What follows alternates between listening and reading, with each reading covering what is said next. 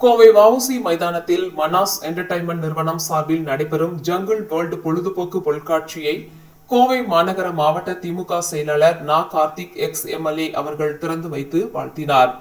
கோவை மாநகராட்சி மேயர் ரங்கநாயகி அவர்கள் முதல் டிக்கெட் விற்பனையை தொடங்கி வைத்தார்.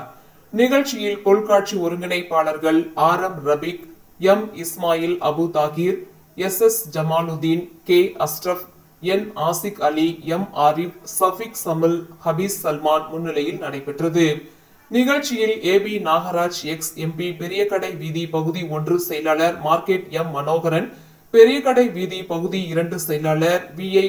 ஃபதுருதீன், மாநகராட்சி வரி விதிப்பு மற்றும் நிதிக்குழு தலைவர் பி.பி. முபசிரா ஃபதுருதீன், எம்.சி. வட்டக்கழக செயலாளர்கள் விஜயகுமார், மாமன்ற உறுப்பினர் சுமா விஜயகுமார், எம்.சி. கழக நிர்வாகிகள் மற்றும் திரளான பொதுமக்கள் கலந்து கொண்டனர்.